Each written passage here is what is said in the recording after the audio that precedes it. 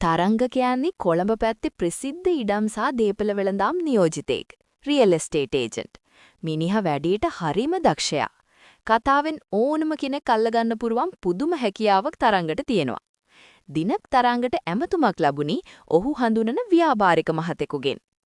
තරංග මගේ වයිෆ්ට එයාගේ අලුත් ටියුෂන් ක්ලාස් එක පටන් ගන්න හොඳ තැනක් බලන්න ඕනේ. මම වැඩත් එක්ක හිර වෙලා ඉන්නේ. ඔයා පොඩ්ඩක් එයා එක්ක ගිහින් හොඳ ලොකේෂන් ටිකක් පෙන්නන්න. ඒ විදිහට තමයි තරංගට සඳුනි මැඩම්ව හඳුනා ගන්න ලැබෙන්නේ. සඳුනි කියන්නේ ප්‍රසිද්ධ බාලිකා පාසලක උසස් පෙළ ආර්ථික විද්‍යාව උගන්වන ගුරුවරියක්. ඇය සමාජයේ ඉතාමත් ගෞරවනීය, තැන්පත් කාන්තාවක්. හැබැයි ඇයගේ රූපය නම් ඕනෑම පිරිමියෙකුගේ හිස කුල්මත් කරන සුළුයි. තලෙලු පැහැපත් සිරුර, සාරියට කැටි පෙනෙන පිරිපුන් උකුල සහ ඇයගේ හැඩකාර පෙනුම නිසා තරංගගේ හිතේ පළමු දවසේම අමුතුම කුතුහලයක් ඇති වුණා. නිසල නිවසක හුදෙකලා හෝරාව. දිනක් තරංග සඳුනි මැඩම්ව එක්කගෙන ගියේ විකුණන්න තිබුණ අලුත් දෙමහල් නිවසක් පෙන්වන්න. ඒ නිවස තිබුණේ ටිකක් හුදෙකලා වටපිටාවක. නිවස ඇතුළට ගිය දෙන්නා කාමර පරීක්ෂා කරමින් ඉන්නකොට වැස්සක් පටන් ගත්තා. විදුලියත් විසන්දි වුණ නිසා මුළු නිවසම අඳුරුණා. අනේ තරංග කරුවලයිනේ මට නම් ටිකක් බයත් වගේ සඳුනි මෘදු හඬින් කිව්වා. බය වෙන්න එපා මැඩම් මම ඉන්නවනේ කියපු තරංග සඳුනිගේ අතින් අල්ලා ගත්තා. සඳුනි ඒ අත ගස දමන්න උත්සාහ කළේ නැහැ. ඒ වෙනුවට ඇය තරංගට තවත් ලං වුණා. ගුරුතුමියගේ සැඟවුණු ආශාව. තරංග සෙමින් සඳුනිගේ ඉන වටා අත යවා ඇයව තමා වෙතට ඇදගත්තා. සාරි හැට්ටේද උඩින් දැනෙන ඇයගේ උණුසුම් සිරුරත් ඇයගේ හුස්ම වැටෙන රිද්මයත් තරංගව පිස්සු වැට්ටුවා. තරංග මේක වැරදි. සඳුනි මිමිනුවත් ඇයගේ දයත් තිබුණේ තරංගගේ උරහිස මතයි. තරංග සඳුනිගේ සාරි පොට සෙමෙන් ලිහිල් කරමින් ඇයගේ ගෙල ප්‍රදේශය සිප ගන්නට වුණා. සඳුනිට තවදුරටත් තමන්ව පාලනය කරගන්න බැරි වුණා. වසර ගණනාවක් තිස්සේ තම සැමියාගෙන් නොලැබුණු ඒ තාරුණ්‍යයේ ආශ්වාදය ඇය තරංගගෙන් බලාපොරොත්තු වුණා. ඇය සිමින් නැඳමත වැතිරෙන විට ඇයගේ සාරිය සහ යටසාය තරංගගේ දෑතින් නිවත් වුණා. පිරිපුන් කලවා සහ රන්වන් පැහැති සිරුර දුටු තරංග තම සැබෑ වැඩ පෙන්වන්නට වුණා. සඳුනිගේ මුවින් පිටවුණු සරාගී කෙඳිරිය මුළු කාමරය පුරාම රැවුදුන්නා. රාගයේ උච්චතම මොහොත. තරංග සඳුනිගේ සිරුර පුරා තම ආධිපත්‍ය පතුරවමින් ඇයව සතුටේ උප්පරිව තලයට රැගෙන ගියා. සඳුනිද තම සියලු ලැජ්ජාවන් පසෙකලා තරංගගේ ජවයට උප්පරිම සහයෝගය ලබා දුන්නා. කාමරේ ජනේලයෙන් පෙනෙන වැහි බිඳුමෙන් ඔවුන්ගේ දහදිය බිඳුද එකිනෙකාට මුසු වුණා. "ඔයා මාරයි තරංග. මම කවදාවත් මෙහෙම සතුටක් විඳලා නැහැ." සඳුනි පවසමින් තරංගව තදින් වැළඳගත්තා. වැඩේ ඉවර වුණාට පස්සේ දෙන්න හරිම සුහදව කතා බහ කළා. සඳුනි දැන් තරංගට මැඩම් කෙනෙක් නෙවෙයි, රහස් පෙම්වතියක්. ඉදා ඉඳන් සඳුනි මැඩම්ගේ සෑම ඉඩම් ගනුදෙනුවක් පිටුපසම තරංගගේ සහ ඇයගේ මේ රහසිගත ආදර කතාව ලියවෙන්න පටන් ගත්තා. තව දිනක් සඳුනි මැඩම්ගේ අලුත් උපකාරක පන්ති මධ්‍යස්ථාන සඳහා ගොඩනැගිල්ල බලන්න දෙන්න පිටත් වුණා. තරංග මේ හෝල් එක නම් මගේ පන්තිවලට නියමෙටම ගැලපෙනවා. හැබැයි මේකේ අයිතිකාරයා කවුද?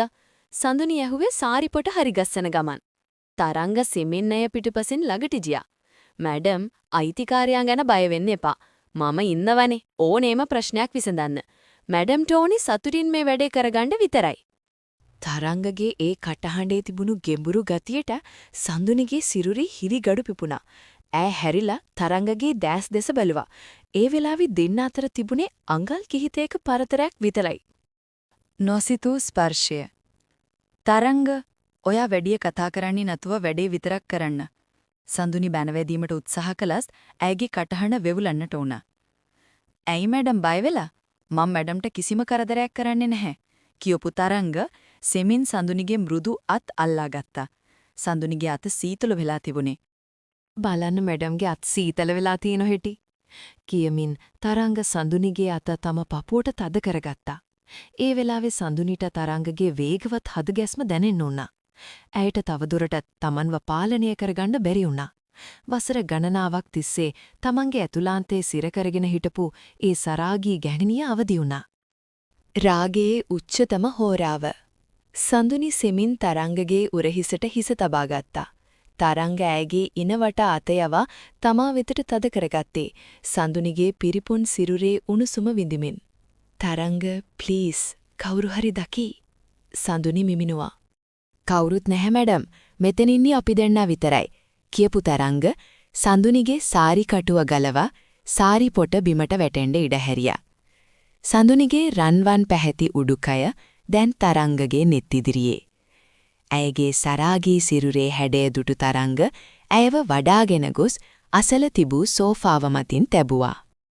ඊළඟ පැය කිහිපය ඔවුන් දෙදෙනාටම සිහිනයක් වගේ. සඳුනිගේ කෙඳිරිලි හඬත් තරංගගේ වේගවත් ජවයත් ඒ හුදෙකලා ගොඩනැගිල්ල ඇතුලේ රහසක් බවට පත් වුණා. සඳුනි තම ජීවිතයේ මෙතෙක් නොලොද උපරිම වින්දනය තරංගගේ දෑත් අතරේ විඳගත්තා. ඇයගේ සිරුරේ සෑම අඟලක්ම තරංගගේ ආදරයෙන් සහ රාගයෙන් නැහැවුණා. වැඩේ ඉවර වෙලා දෙන්න ඇදුම් හරිගස්ස ගන්නකොට සඳුනිගේ මුහුණේ තිබුණේ අමුතුම දීප්තියක්. අය ආයෙත් අර කලින් හිටපු බැරෑරුම් ගුරුතුමිය නෙවෙයි. තරංග, අදින් පස්සේ මම මේ බිල්ඩින් එක ගන්නවා. හැබැයි එක කොන්දේසියක් ගොඩ. සඳුනි සිනාසෙමින් කිව්වා. මොකද්ද මැඩම් මේ කොන්දේසිය? සතියකට සැරයක් ඔයාට සිද්ධ වෙනවා මෙතනට ඇවිත් මගේ තනිය මකා ගන්න.